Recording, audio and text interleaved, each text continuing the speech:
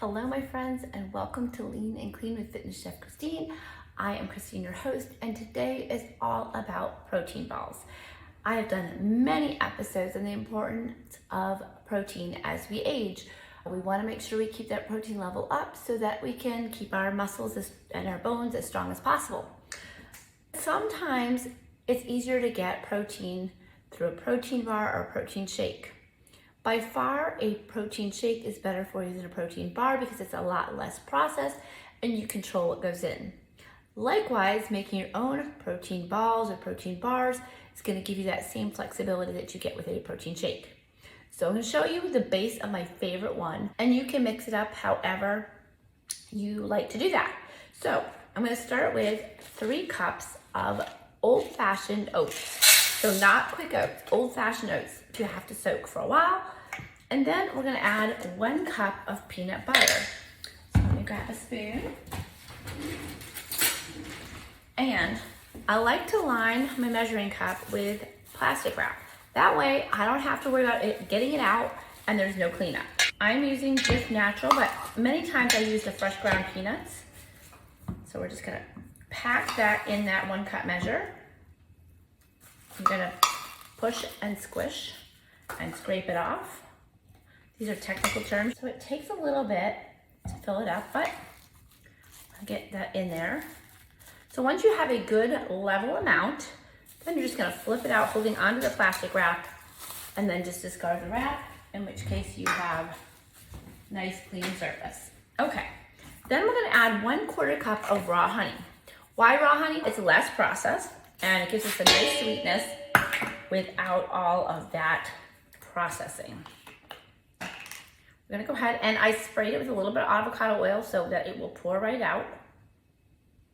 Always handy. We want the least amount of cleanup and the most amount of product to end up in our balls. So there we go. And then I'm gonna add 1 scoop. I'm using today just the chocolate flavored protein powder. If you're not a protein powder lover, you can leave it out and go with flax meal, which has some protein to it and some fiber. So we're trying to get all that good stuff. Then I'm gonna add about 1/4 cup or so of dried cranberries. You could use cacao nibs, you could do raisins, you could do nuts, coconut, whatever you like, make this your own. And then we're gonna add some cinnamon. I like a lot of cinnamon, so I sprinkle it all the way across the top. But if you're not a cinnamon lover, you do you. It's okay. This is what I love about this. You can flavor it however you like it to be. I'm also gonna add some nutmeg. I'm a big fan of nutmeg. I use it in a lot of pastries when I have the bakery. It gives it a great flavor without any calories. So it's a great way to go. And then we're gonna just finish that up with some water. Now I won't know how much water I need until we get mixing, and we'll just go with what we feel. So the first thing you're gonna do is break that peanut butter into that oat. So use your hands, the tools that God gave you, with my impeccably clean hands that I washed right before starting. And then we're gonna add a little bit of water as we go. So usually about 1/4 cup at a time. You're gonna want it to be really moist because that is going to help you form the ball. And once they're refrigerated for a while, they will start to lose some of their moisture. So we wanna keep it extra moist to begin with. Add a little bit more so that we end up with a nice moist product at the end.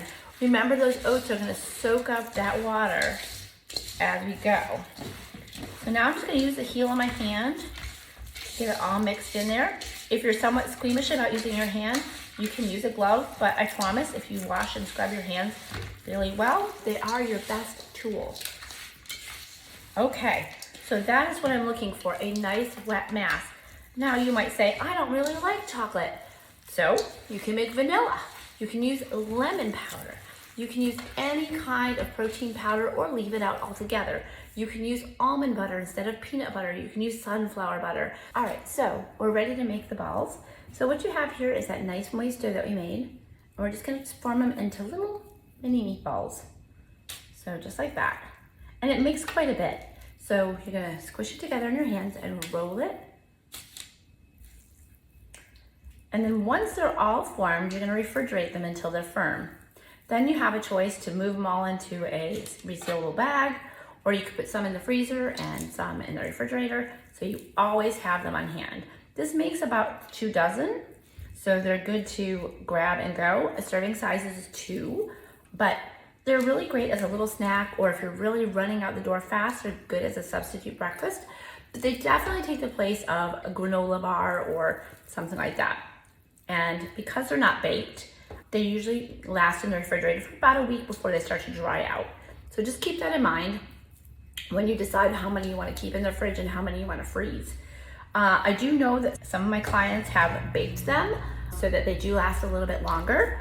They do tend to get a little bit drier because they don't have any egg in them. So if you do want to go ahead and bake them, I would suggest that you either add some flax meal and a little more water, or you add an egg to the mixture so that you can go ahead and bake it. So you can see I'm just going through and forming these into balls. So I will go ahead in the show notes and leave you some variations, some of my favorite variations for these. But like I said, you can mix them up. You can do lemon with some nice great lemon zest. You could do orange. So there's lots of different ways to do that with the addition of different types of binders. So again, you could use sun butter, you could use peanut butter, you can use almond butter. Always good to have natural flavors. So anyhow, that's what we're talking about, and I hope that you give this a try. I hope you'll let me know what you think. I certainly love them, and I've been eating them for years and years.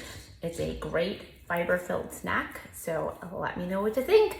If you have enjoyed this episode, I hope that you will leave me a review, and I'm always open to different show possibilities, so if you would like to be a guest, let me know that.